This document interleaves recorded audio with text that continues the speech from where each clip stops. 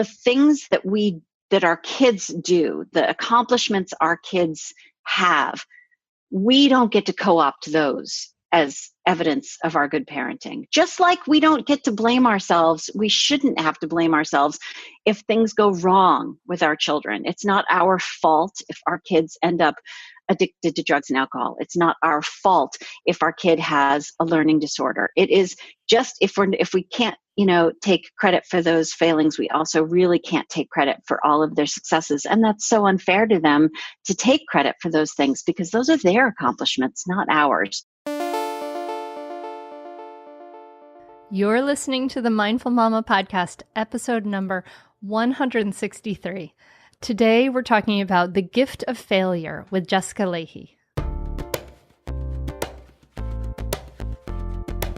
Welcome to the Mindful Mama podcast. Here, it's about becoming a less irritable, more joyful parent.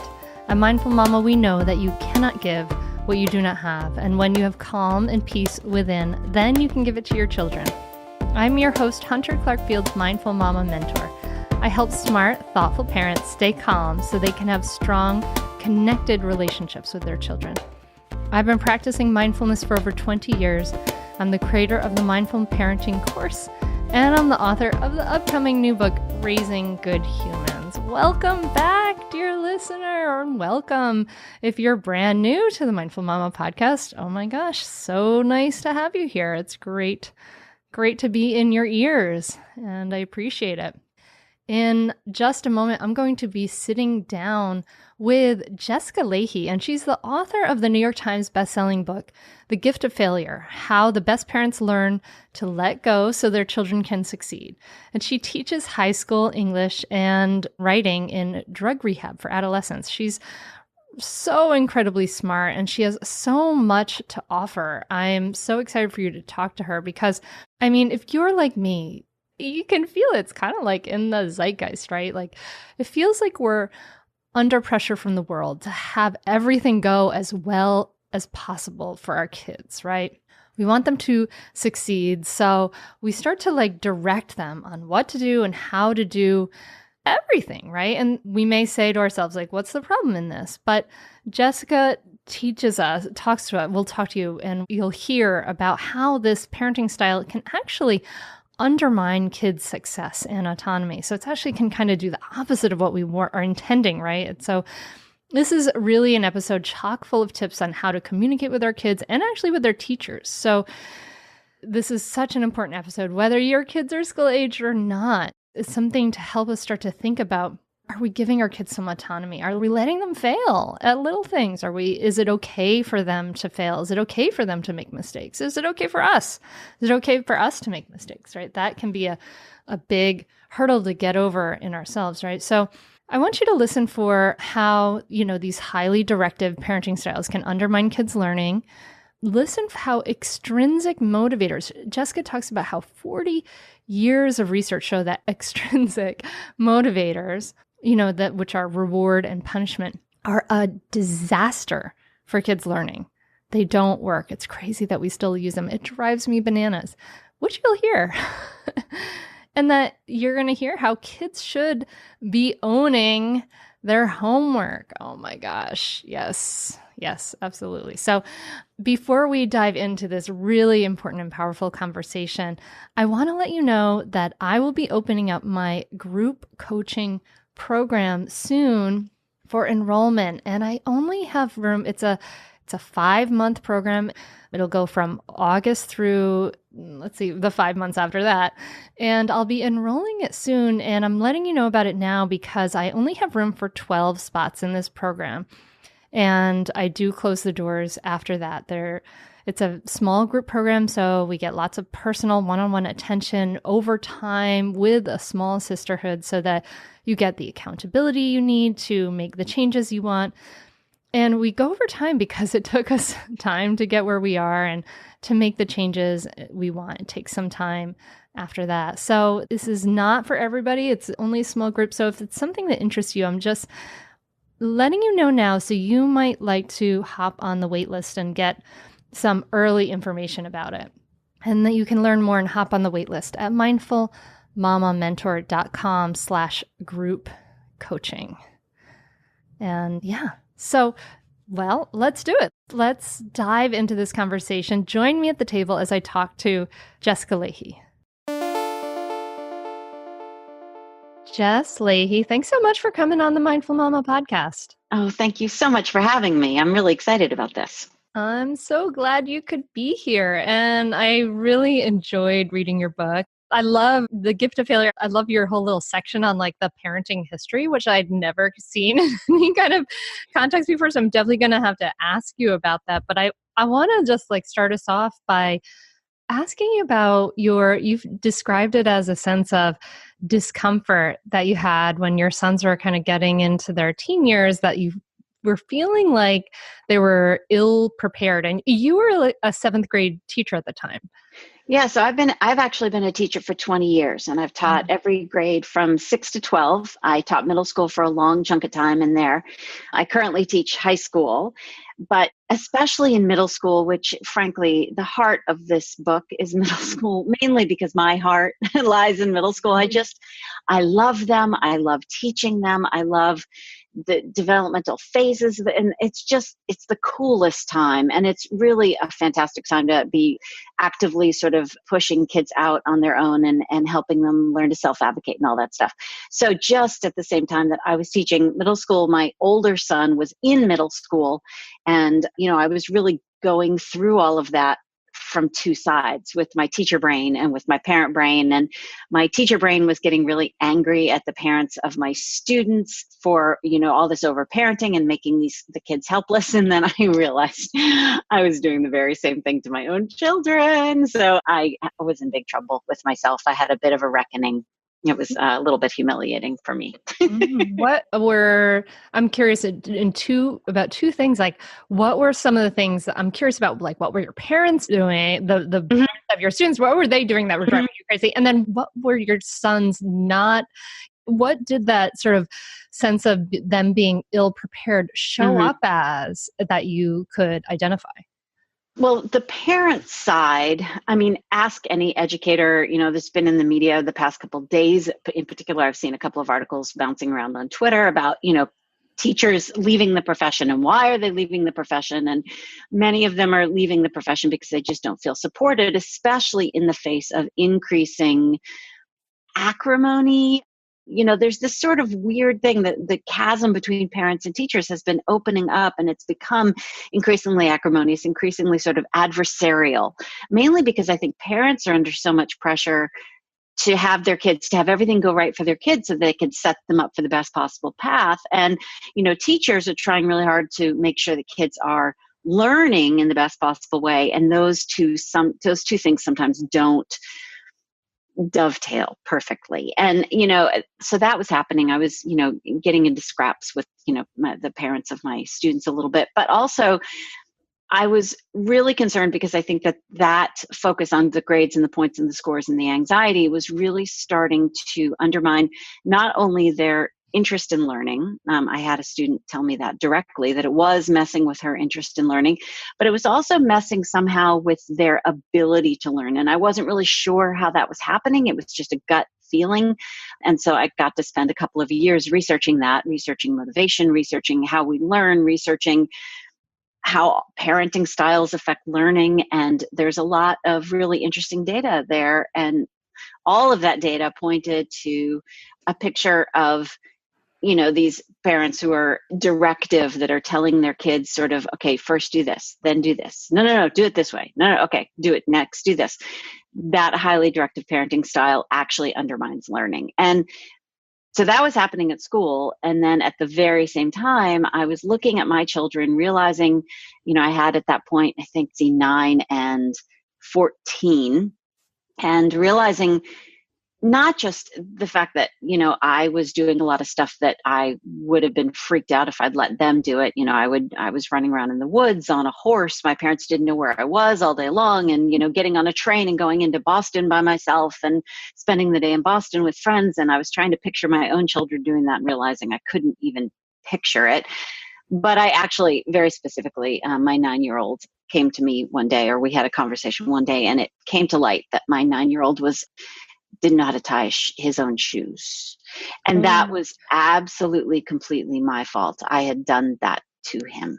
And it was, like I said, there was a big moment of reckoning there where I had to say, oh my gosh, I have made my own children helpless. And so now it's like super important that I go back and figure this out, not only for my own students, but for my own kids. So that's where the gift of failure was born, was in that process of learning how to do better for both. Wow. Wow. My daughter is about to turn 9 as we record this. And yeah, I could relate to that feeling of, oh my goodness, that sort of sinking feeling that you must have had when you found out about that. But there's so much in what you said that I want to point to that. So, because as I mentioned, I teach a mindful parenting course, and in the course, we talk about intrinsic and extrinsic motivation. We talk about how orders and like a lot too much direction, right? It really causes resentment, and how it really undermines, and sort of that style of parenting, that authoritarian style of parenting, undermines kids' intrinsic motivation to do the right thing. And you're saying that the research shows that this highly directive parenting undermines their learning, and that you're really talking about their intrinsic desire to learn, which is something I'm super passionate about as someone who's been involved in getting charter Montessori schools off the ground, and who learned about, learning where kids have more direction and no grades. Yeah. And how powerful that is to kind of like not kill the spark for learning. But right. So tell me about the research that's talking about the parenting style, how that undermines learning. Well, first of all, I want to make sure that we're not confusing directive parenting or controlling parenting with authoritarian parenting style. There's, I don't want to go, we don't really have time to go into all the details, but essentially what I'm talking about with directive parenting is parents who tend to step in. The research I point to mostly comes from Wendy Grolnick. She has a couple of, if you go to jessicalahey.com, under the speaking page, there's a big button that says download speaking bibliography. And all of the books I tend to refer to a lot are there, and these will all be there. But Wendy Grolnick's books are there. And she has some really fantastic research she's done on the difference between the children of directive parents who sort of tell the kids what to do, in a particular order, 1, 2, 3, 4, do it this way. Don't ask a lot of questions. Just do it this way. Sometimes we'll take over for the kids, versus what's called autonomy supportive parenting, which is supporting a child's ability to decide how they're going to do a task, in what order they're going to do a task, when they're going to do a task.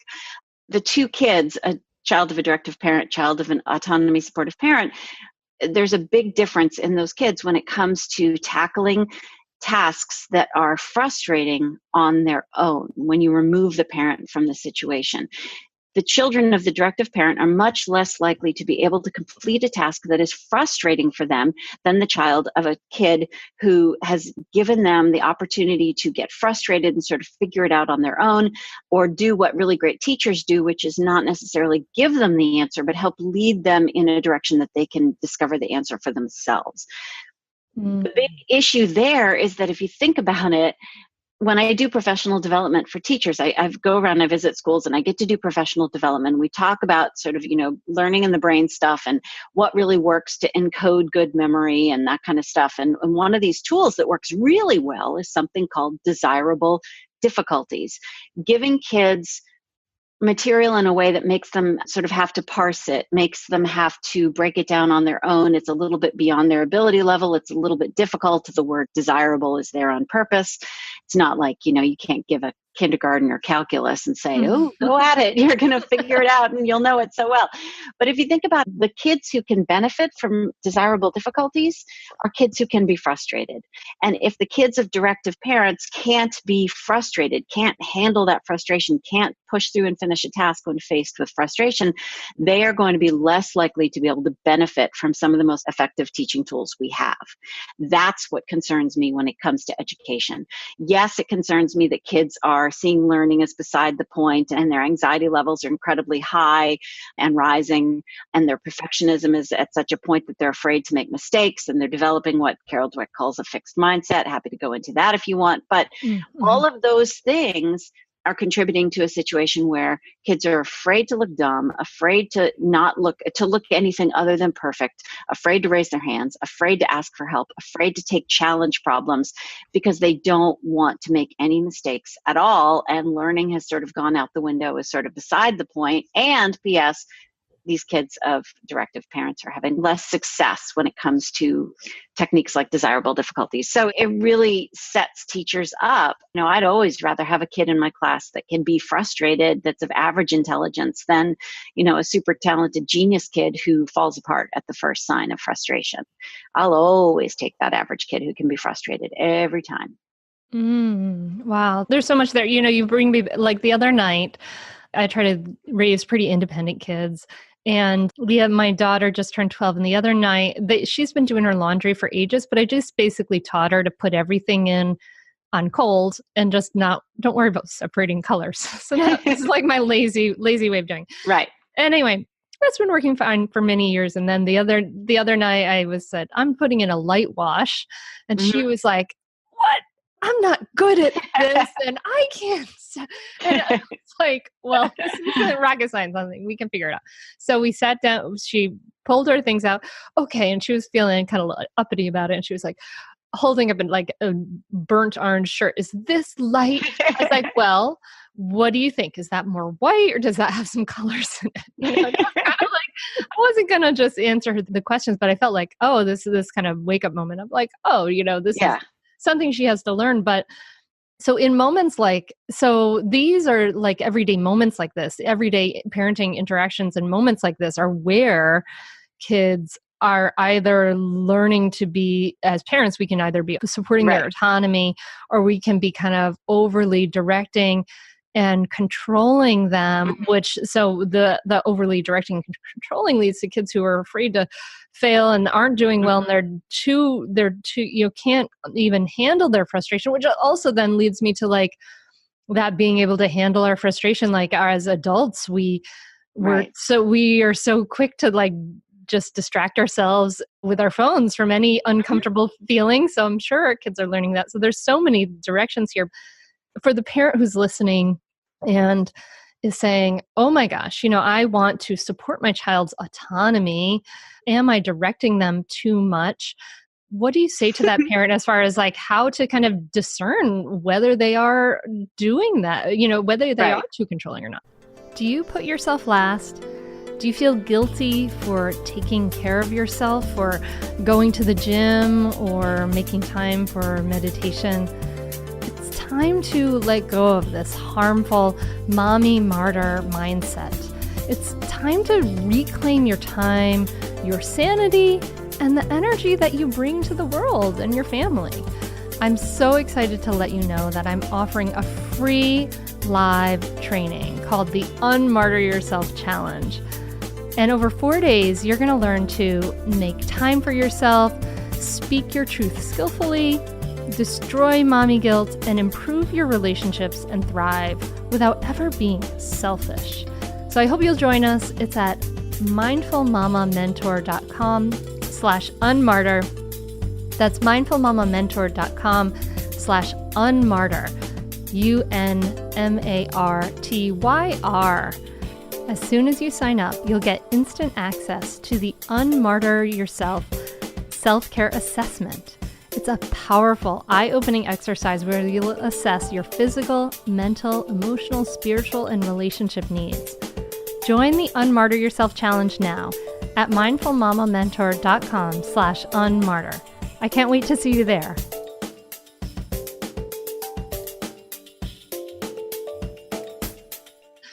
Well, there are two really sort of simple pieces of information.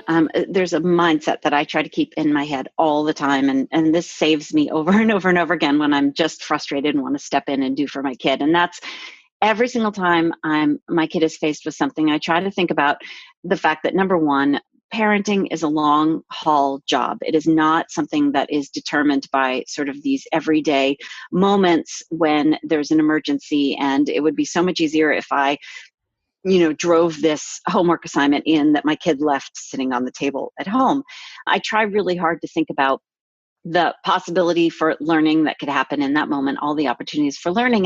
But what I really focus on is, okay, my kid screwed up today, but where do I want them to be in 6 months, in a year, in 5 years? Do I want to still be taking the homework assignment because they haven't come up with a strategy for doing it themselves or figuring out a way to remember it themselves? Or do I leave it at home today and sort of press the issue by letting some consequences fall into place? And that example is actually in the book. And, when that happened with my kid, I think he was about 9 at the time. And when he did leave his homework at home and I didn't take it to him at school, even though there were all kinds of very specific reasons I was dying to do it. I really felt like I was doing the wrong thing by not doing it. That day, he had to have a discussion with his teacher about, his teacher had just had it. And he's like, look, this has been going on for too long and it's time for you to come up with some strategies so that you won't do this next time.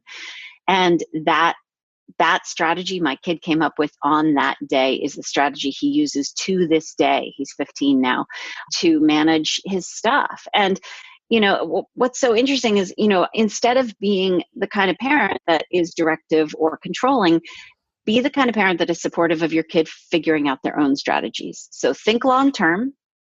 Think about whether or not the situation right in front of you is an opportunity to learn something. And I actually have gotten to the point where I've started kind of engineering some of those situations.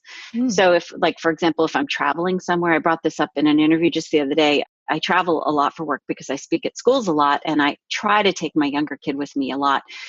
And so what I've started doing is showing up at the airport just, 15 minutes earlier than I normally would, and then say, okay, go. What do we do first? Where do we go? Nice. Yeah. And, I'm there. I'm not going anywhere. I'm there. And of course, at first he's like, I have no idea. And you realize very quickly that our kids are not necessarily learning by watching us all day long.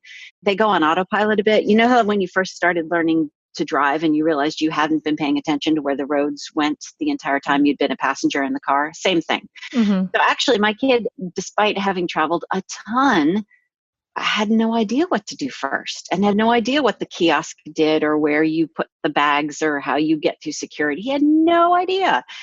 So I could have just kept doing that for him until he was, I don't know, ready to take his first flight by himself. But then he's really in trouble. So yeah, engineer some of those opportunities when everyone's calm and there's plenty of time and stuff like that. So think long-term rather than short-term. Think about the process more than the end product. If your kid comes home with a really bad grade, start talking more about how they got that grade and what they're going to do next time. And what are you going to learn from this? And what are you going to leave behind, rather than focusing on the end product. And, start thinking in terms of yet. It's a really potent word. When your kid freaks out and they're like, I can't do this, you say, well, of course you can't do it yet. I just showed you for the first time how to do it. So long-term process yet. I love this. Well, it's interesting because we are doing a home exchange this summer for 4 weeks, and we're going to France, and we have a French family coming and living in our home. And so we're all kind of on Duolingo learning some French. Right. Yeah. And so my youngest daughter is like, oh, I'm bad at this. I said, well, the way we get better at anything is time and practice. Yeah. She's like, I've practiced so much. And I'm like, not really for a language. No, you're not good at it yet. But I love this idea of the airport. I'm like, I'm kind of thinking, and then I'm thinking, well, if it's in another language, that might be too challenging. Yeah. No, actually, there's the funny thing about the language thing. So I have 2 kids who, one of my kids was a little more willing to go out there and try the language thing. I live right near the Canadian border in Vermont. So going to Montreal is something that is pretty easy for us to do. And my older son learned French in school. And granted, Quebecois is so difficult. It's so different from France French.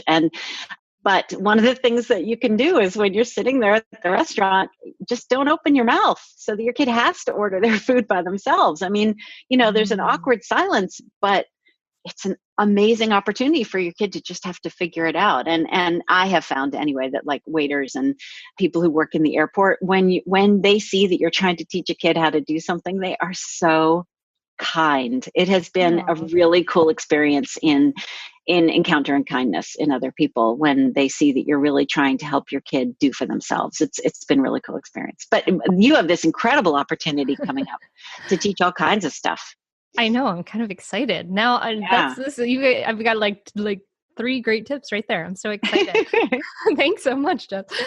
One thing you talked about, because you mentioned your homework moment with your son and letting him have that, and how valuable that was in the long term.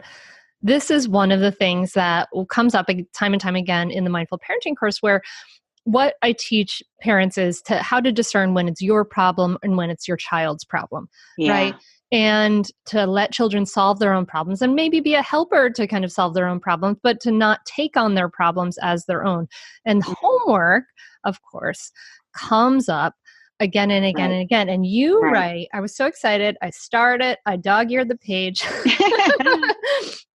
Decades of studies and hundreds of pages of scientific evidence point to one conclusion that sounds crazy, but it absolutely works. If parents back off the pressure and anxiety over grades and achievement and focus on the bigger picture, a love of learning and independent inquiry, grades will improve and test scores will go up. So, okay, so it's not a one. Tell me about that. Thing. I mean, yeah, there's a lot of stuff to unpack there. So some of that comes down to, if anyone has ever watched Dan Pink's TED Talk or read Drive, or the work that sort of came before that, which is Edward Dacey's Why We Do What We Do, The Science of Self-Motivation. We have 40 years of really good research showing that extrinsic motivators for kids, when it comes to things like schoolwork, learning, long-term processes like getting better at piano or whatever it is, learning a sport, are a disaster. Long-term motivation, extrinsic motivators that come from outside of us, whether that's paying them for grades, whether that's the grades themselves, actually, which puts teachers in a really weird position, or punishing them based on their grades, withholding your love in exchange for grades. I've written about that as well. All of those things are extrinsic motivators, and that will undermine their interest in learning. In the book, I say very plainly, if you would like your kids to not want to learn math, pay them for their math grades. It's really quite clear. So Jess, can I interrupt you? Because this of course drives me crazy, because I know about this research. And I see that it's all happening in so many classrooms all around the country. I had a client told me how her daughter went to kindergarten and she was liking reading and doing all these things. And then she had a thing where reading journals. Yeah. If you read X number of pages, you will get X. And her daughter would only read up to the number of pages and wouldn't read beyond it. Yeah. And then she was totally disappointed with the cheap plastic thing that she got at the end. So why are we still using this in the schools when all the what it points away from it? It drives me bananas. I know. Well, if you read Drive, Dan Pinks talks about this all the time. We've known this for a long time. When I say there's 40 years of research, I don't just mean there's 40 years of research. I mean there's what's called metadata, studies of the studies showing the validity of the studies, saying, yes, this is really good research. It really is true. Now, there are some exceptions. If you want someone to do something that requires no planning, no long-term commitment, like one quick task, if you want someone to do something that requires like a one-off boost to motivation, or, you want them to get to their first soccer practice, or you want them to stay quiet for 20 minutes while you're on the phone, then it'll work. Sticker charts, also total disaster for behavior. Think about what sticker charts teach children. Sticker charts teach children to do the right thing, to act the right way, and be the right, use the right behavior only when someone is watching. Mm-hmm. And so that's why, as a rule, schools, national schools of character don't use sticker charts. Reading journals, reading logs, all of these things. There's some really great research. That's why I'm a huge fan right now. I'm a huge fan of Twitter for education, mainly because, and this may be out of date now, but a couple of years ago, the word on the streets from Twitter actually was that as a profession, teachers are the largest users of Twitter. And there's some really amazing teachers out there that write endlessly about why we need to knock it off with the reading journals and sticker charts and reading logs. They undermine kids' love and dedication to long-term, sort of that interest long-term in reading, in learning math, whatever it is. Speaking of things that we know don't work, we got to stop timing kids when it comes to math facts. Timing kids with math facts, go to ucubed.org. That's Joe Bowler. There's a book called Mathematical Mindsets, talks about this. If you go to ucubed.org, there's very specifically on there the research on timed math facts. If your child is being timed on their math facts, you need to give the evidence to their teacher and say, please stop doing this. It increases math anxiety, and mastery and speed are not the same thing. Mastery, in fact, for some children, even kids who have mastery, when you introduce timing to the math exercise, it makes it so that they're less likely to be able to perform. So, there's all these things we do in education all the time that we know don't work, and yet we continue to do them. Just why? Because it's the way, because we've always done it that way. It's just we don't trust it. It's like, no, I mean, there's all kinds of reasons. There's all kinds of A through F grades. We know those are a really blunt measure. They're not necessarily good measures of learning. We know that, and I wrote about that in a piece in The Atlantic called Why Letter Grades Deserve an F. We know for a fact that when we do that, teach, then one big test, that's a disaster for learning. What works really well is teach a little, quiz a little, teach a little, quiz a little. That's called formative assessment. That works really well for learning, but we don't tend to do that very often. So don't even get me started on all the things we do in education that we're doing because we've always done it that way. Luckily, I'm optimistic. We're at an incredible time in education right now where we can, look at fMRIs and we can see what's happening in the brain when people are learning, and we know what really works from a neurocognitive perspective. We can see what really works from a technique perspective, and we're getting better. We really are. Schools are moving away from A through F grading and towards standards-based grading. Schools are moving away from cumulative or summative assessments and using more formative assessments. It's getting better. We're getting there. And it's, I think it's just going to take evidence, time, communication, better professional development. So, okay. Yeah. All right. You're making me a little hopeful. Sorry. It's like a personal, a frustration. And I'm not in the education world, so I don't have as much information about that, but wow. Okay, cool. So many things. So many things.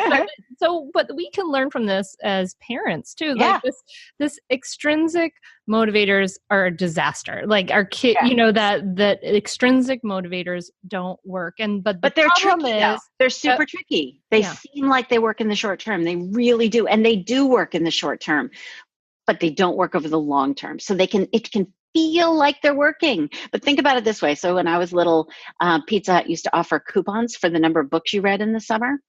Yeah. Think about what's more valuable in that equation. What's more valuable if you're getting coupons for pizza in exchange for reading?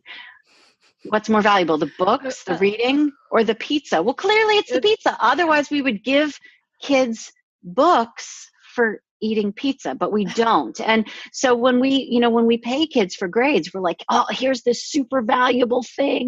And do that learning, whatever. But here's this super valuable thing I'm going to give you if you bring me the grades that I want. We're teaching kids that the learning isn't as important as the end result, because that's what you'll get paid for. That's what you'll get pizza coupons for. And in the process, they lose their interest in learning. And that's a disaster. And that bums me out. That's fascinating because my grandfather paid me for grades. He would give me $1 for every A. And I was psyched about that in fourth grade, but he still kind of would do that in high school. And I'd be like, I don't really care about $1. I wouldn't even it's not that exciting for me. There's no inflation happening. Yeah. There's a great discussion of that in Edward Dece's Why We Do What We Do, The Science of Self-Motivation. There's a great, in Ron Lieber's The Opposite of Spoiled, there's a fantastic discussion of that. Inflation happens. Oh my goodness. This is so exciting. You're giving me so many avenues to pursue. But we did talk about, supporting, I want to get back to supporting homework though. Like you talk about, right. So just the title of your chapter makes me excited.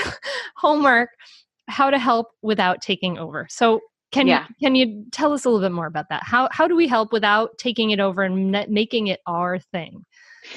So there's for parents of younger kids, there's actually a piece out there at PBS Parents that I wrote a while back. It's actually an excerpt from the book about what our role is I'm sorry, that one's not an excerpt from the book, but it's about what our role is when it comes to kids when it comes to kids in our role. And our role is really to support and redirect them, to be there. You don't have to be like sitting right next to them. In fact, that's probably not a great idea, but be present somewhere near, within shouting distance.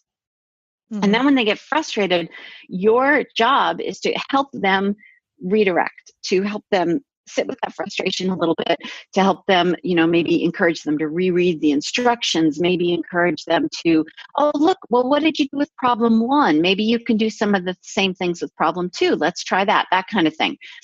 But not to give them the answers, and definitely not to pick up the pencil and make any marks on that paper. In fact, if anything, from a teaching perspective, you got to keep your hands off the homework, because homework is information. That's how we assess learning, how we work to figure out, we get the kids to give us evidence of their learning if the homework is done well. And, that's a whole other conversation. For older kids, it's a similar thing. I mean, really, your job is to be there and supportive and to really encourage them. For me with older kids now, what I do a lot of is, man, a year ago, you would have drop kicked that math textbook across the room. You would have been so frustrated with it, but I'm really proud of you for sticking with it. Or one of my sons recently was having issues with a particular concept. I think it was with math. And my husband's job was not, he's the math teacher in the house, I'm the writing teacher in the house. His job was not to reteach Algebra 1. His job was to be a sounding board, to say something like, well, could you teach me what your understanding of how to do this problem is? And then to isolate any problems or any mistakes that he's hearing and to help redirect the kid. That sort of support and redirect is the general rule with that sort of stuff. And the nice thing is, for little kids or big kids, if they can't do their homework, the end goal of homework is not to have a page filled with writing and to have every problem done. The end goal is for kids to work out as much as they can on their own. And then if they can't finish their homework, it's to write a note to the teacher on the back of the homework or on a separate piece of paper explaining what they did and did not understand, and articulate those problems to help them become their own best self-advocate. So the next day, when they hand in their homework and it's not completely done, they can explain why it's not completely done and advocate for help for themselves. Oh, I love that. I love that. I never would have thought to suggest that. Explain why, to write a note explaining why they need help. I think that's beautiful. I love that. Well, those homework books that teachers often will send home that the parents are supposed to sign, which is the dumbest thing ever. Like, we're supposed to sign saying that we believe our kid has done their homework to the best of their abilities. How on earth do we know what the best of their abilities are? Yeah. So early on, when I first started learning about this stuff, I signed over proxy to my son and made it clear to the teacher that I wouldn't be signing that homework book anymore, or God forbid, reading logs or any of those things, that was my son's responsibility. And if he did not understand or could not finish, that notebook is the perfect place for him to write a note about what got him stuck, what he understood, what he didn't understand. Because as human beings, that skill, that's called metacognition, understanding what we do and don't know, that's something we're terrible at as human beings. So any opportunity to exercise that muscle is really good for kids.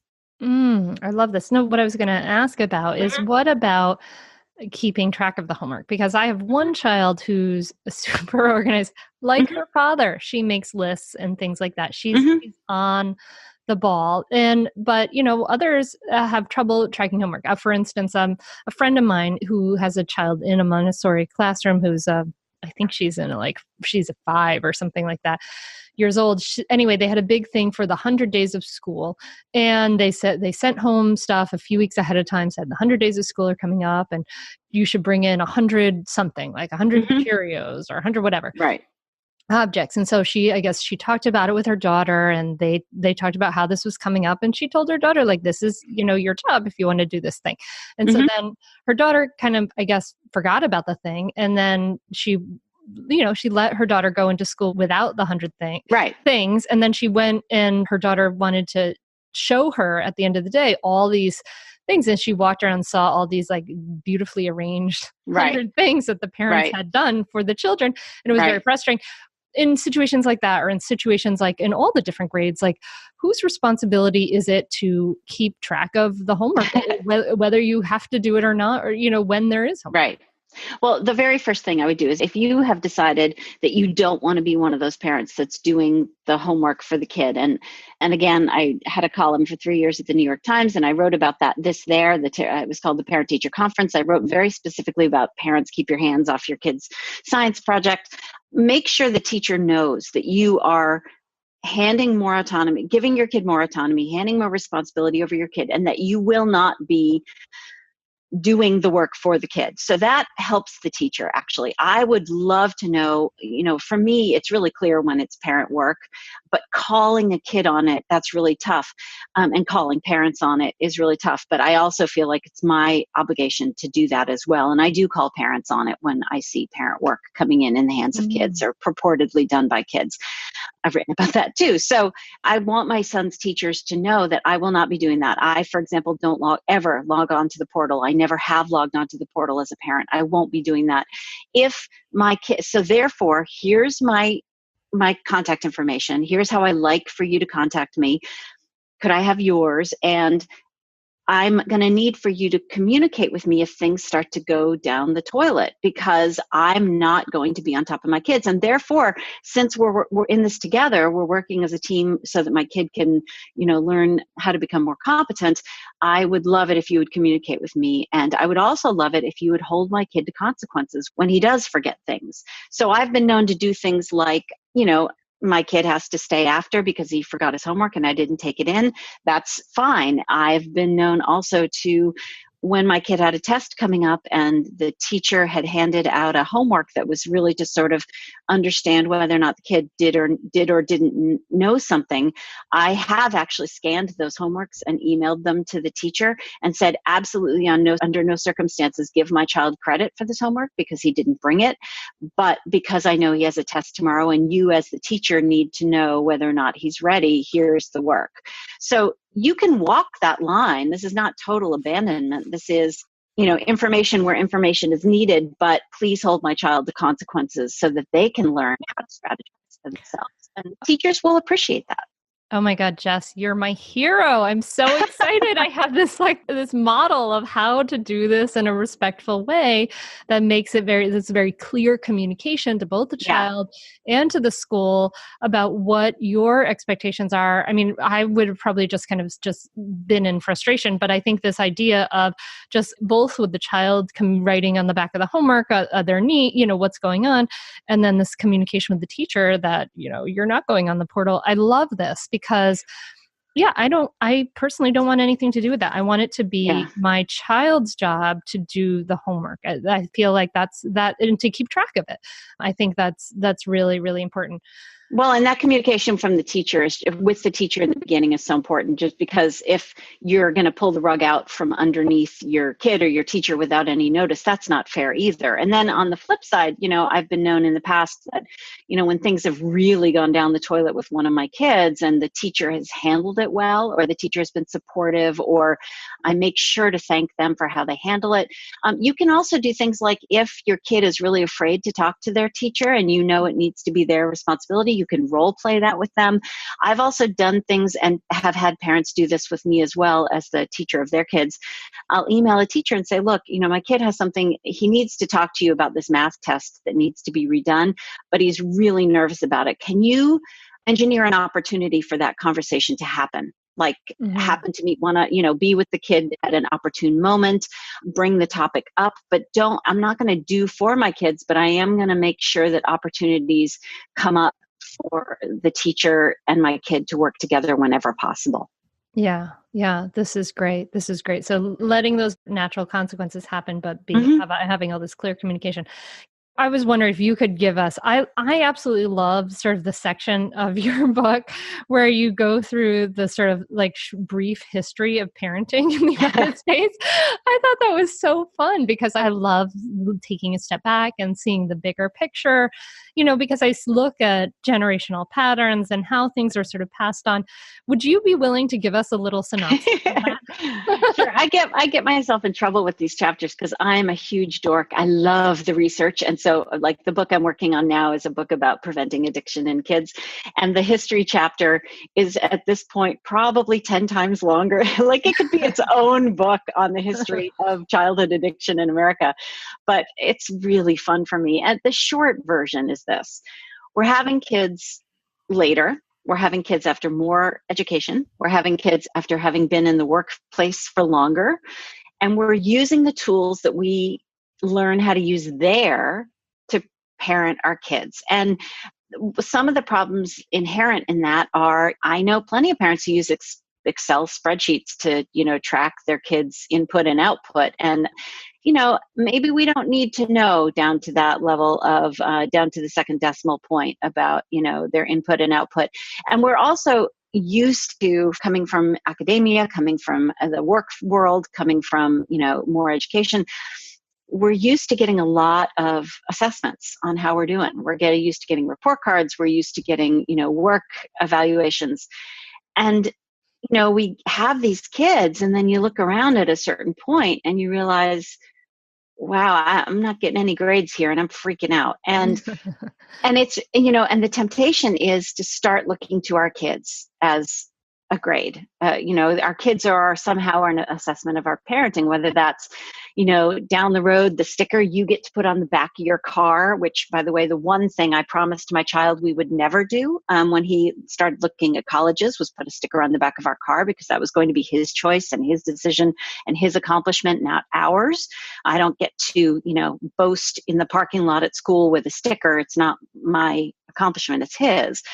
We get together with other parents and we start hearing that those other kids are on, the traveling soccer league and the cello lessons and the tutoring 6 days a week. And we start questioning our own decisions. But the things that our kids do, the accomplishments our kids have, we don't get to co-opt those as evidence of our good parenting. Just like we don't get to blame ourselves, we shouldn't have to blame ourselves if things go wrong with our children. It's not our fault if our kids end up addicted to drugs and alcohol. It's not our fault if our kid has a learning disorder. It is just if we can't, take credit for those failings, we also really can't take credit for all of their successes. And that's so unfair to them to take credit for those things, because those are their accomplishments, not ours. I think that's sort of how we ended up getting here. Plus, there's all sorts of other variables, including, this pressured parents phenomenon, feeling super pressured when we see evidence of what we should. Oh my gosh, I should have my kid in tutoring 6 days a week and on the traveling soccer league. And what kind of horrible parent am I that my kid has downtime? Downtime is idle time, and they'll be on the internet too much. And, we tend to beat ourselves up when what we really should be doing is supporting each other and supporting our kids in becoming their own people, and not mini versions of us, or not smaller versions of their big brother or their little big sister or whatever. Yeah, they're feeling that pressure. I think this is like psychologically hard for us as parents, right? We are just, of course, we see them as an extension of ourselves, and that separation is a huge thing. And thinking about like how challenging this is for us, this idea of comparing with other parents, I think we often don't consider how our sort of need for like kind of status can play into things. Because, yeah. For the vast, many, many years, the majority of human existence, we lived in a small group of humans. So we actually like that mattered so much, and actually being able to compare to what others are doing or not doing, that really mattered a lot for our survival. And so we're so highly attuned to that. And it's just like, it's something that to the listener, like when you hear this advice from Jess, like, just know that this is hard. It's just like this idea of kind of trying to sort of turn off our judgment and our comparison. It can come to mindfulness, can help with that.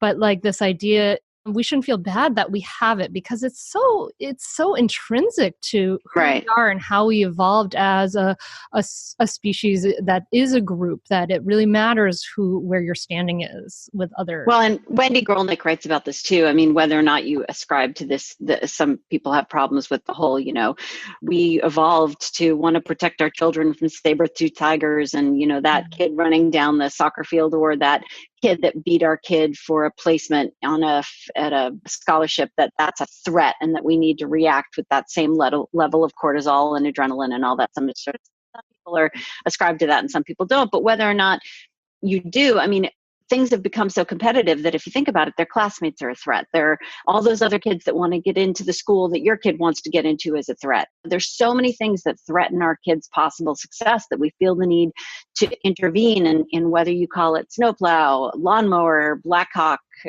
helicopter, whatever you want to call it. That's essentially what we're doing, is swooping in, getting rid of the threat, and so that our kid can have a smoother course. And that just doesn't work.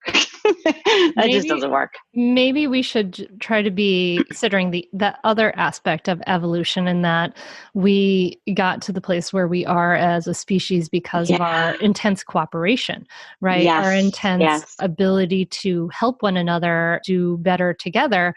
I think that's the unsung part of, reason why we are where we are today as a species. And so maybe I do think our kind of fight, flight, or freeze, our stress response can be so overly active today with all of those things. And I guess then it goes back to then our own work of looking at ourselves and saying, well, am I in a stress response? What is this reaction am I having? And can I start to think maybe in a more cooperative manner? Well, and there's some reframing that you can do too. As a teacher, I ask parents to do this all the time. I used to get complaints all the time about the groups the kids would be in. This one kid is not pulling her weight and my kid's having to do all the work, or this one kid doesn't understand and my kid does. Can you change the groups? And I think what parents lose sight of is that, number one, peer-to-peer teaching is one of the most powerful tools also for helping kids learn. When one kid teaches another, it's incredibly powerful learning tool for both of the kids. Teachers know that, and unless you've taught something, you really don't fully understand it. But also the whole Montessori system there, right? Like the older kids teach the younger kids. It's so right. And incredible. That whole school classroom as community, that being part of a community, especially when, you talk to these kids who've gone to the same school since they were in kindergarten and they've known all the same kids the whole entire time. The reason that a school like that becomes a community is when there's a certain degree of helping each other, as opposed to being out just for your own kid and your own self. When you look at the classroom as a collaborative place where, there are going to be some days when your kid is not going to be able to speak as much or do as much or learn as much because it's being held up by another kid who needs a little bit more help. That's all part of creating a community, and it all contributes to your child's learning and sense of empathy and ability to perspective take and all of these other things that are not necessarily quote unquote academic, or what some people want to call non-cognitive skills, which drive me crazy. They're not non-cognitive. They're cognitive skills like empathy and perspective taking and all of that kind of stuff. These are all important. And they're almost more important. I mean, they're more important than memorizing facts. That's for sure. If you survey kindergarten teachers, they say they're the most important thing. That social skills and the ability to perspective take and speak up and for yourself and that kind of stuff are some of the most important skills that kindergartners learn. Yeah, as the robots take over, these are the skills we need, right? We need the human skills that only can do. Yeah. What's really fun is then if you extend that out, think about if you taught your daughter how to sort laundry, then one of the best ways for her to share that would be to turn around and teach someone younger to do it, and thereby she gets to learn it even better than she did before. That's true, but her younger sister drives her crazy. Yeah. Her older sister teaches her things. I actually have a really fun laundry solution. If you Google special care instructions and Jessica Lahey, the most popular blog post I've ever had on my website was of pictures of a washer and dryer. My kid sort of started to claim that he didn't know how to do laundry anymore, even though he totally did. So I found out that someone told me that you can use dry erase markers on the outside of appliances. boxes that have the enamel Oh. finish. Uh-huh. And if you look at the pictures at special care instructions, that post, there's photographs of every single instruction a kid could ever need to run a washer and dryer and do it successfully on the washer and dryer. So there's no way a kid could ever say, but I don't know how to do it, because all the instructions are right there. And, even the problem solving sort of guidance was written on there as well. And, as new problems came up, they went on the washing machine as well and on the dryer as well. So it was a fun way. And it brought humor to the situation, because I don't want to sit there and argue with my kid about laundry again. But so instead I did this really funny thing that made me laugh and made them laugh. And it ended up being a really fun thing. And when we moved, actually, the person who bought our house begged me not to take it off. And I've promised her boys are little, and I've promised her I will make a special trip back, and we're going to redo the whole thing with her boys so that they can learn how to do it as well. And it's turned into like an extended family kind of, activity that's been really, really fun. Oh my God, that's so great. I love that. I love that, Jessica. Oh my gosh, I could probably talk to you for 3 hours on these subjects, because you have so much great information. I love this so much, but I know I will not monopolize your time forever, unfortunately. So I encourage, dear listener, The Gift of Failure is a fabulous book. There's so much in here. You talk about household duties and friends. We didn't even get to talk about friends. Maybe I'll have to have you come back on. Where can people find out more about you and the work you're doing and connect with you? The easiest place is jessicalahey.com. And there, not only can you find the bibliography, if you go under speaking, it's right there on a big button. But if you sign up on the email list, or like go to contact me and put your contact information in, you'll get this auto reply right away that has not only the bibliography, but like a book discussion group if you want to use it as a book discussion thing at a school or with a group of parents, because we can be each other's best supports as well as each other's worst enemies. I have a series of videos at YouTube called Gift of Failure Frequently Asked Questions, and the links to all of those are in that auto reply that you'll get if you sign up at jessicalahey.com. So, and I'm always at Twitter at Jess Lahey. I love Twitter. I'm there mostly chatting with teachers all day long. All right. Well, thank you so much, Jess. I mean, you're so welcome. I have no idea how you are teaching parenting, writing for the New York Times, and writing all these books and doing all the things you're doing. I'm a little perplexed. I think you might have a time turner like Hermione, but I really appreciate what you've done and the voice that you're bringing to these issues that I think are so valuable and important, and the accessibility, the way you make it so accessible to so many. I really think that's a great service that you're doing for the world. And I just want to thank you for putting all this out there, because it's made an enormous difference to me. And I know it makes an enormous difference to so many.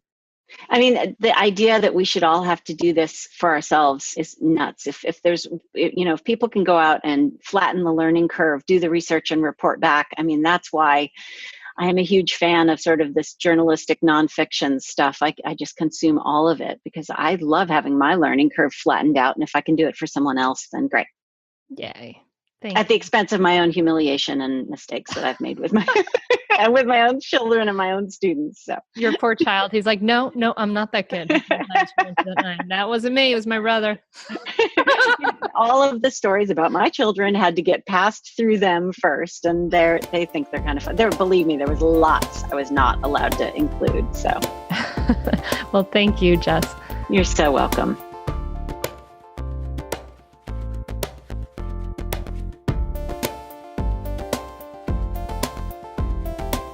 Hey, thank you so much for listening to this episode.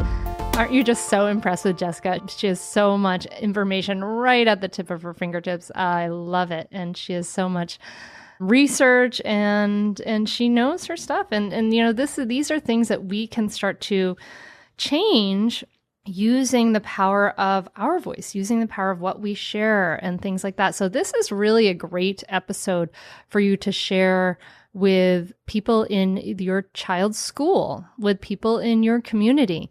So we can start to change practices that aren't effective, like sticker charts and things like that. So I hope that this episode empowers you to give your homework to your kids and have some good conversations. If you have any questions, you can always email me. And if you want to talk about this episode, you can join our private Facebook group. And to do that, you can just go to mindfulmamamentor.com. Scroll down to the bottom of any page. You'll see a link to get some 5 simple things to be less irritable for your children. That'll help you join the mailing list with over 20,000 other amazing parents who are working to create more peace in ourselves. And we'll get you onto the Facebook group right away where you can have a conversation about this podcast. Talk about how it's not easy to give your homework to your kids, right? Talk about that stuff. So I hope you'll join us. Hope you'll join the conversation, maybe start the conversation. And just want to let you know once more before we go that the Mindful Mama Transformation Coaching Groups, this is a small group program that I run just twice a year, and I work with moms in these small groups. We get to know each other really well. There's a lot of love, and we get to help create changes and accountability bit by bit, right? And this is really the best way to make a change, is like bit by bit over time. And I love to be there to support these moms, but it's a very limited program. It's not for everybody. So if you are interested in learning more about that or getting on the wait list for that, you can go to mindfulmamamentor.com/group coaching. That's mindfulmamamentor.com/group coaching.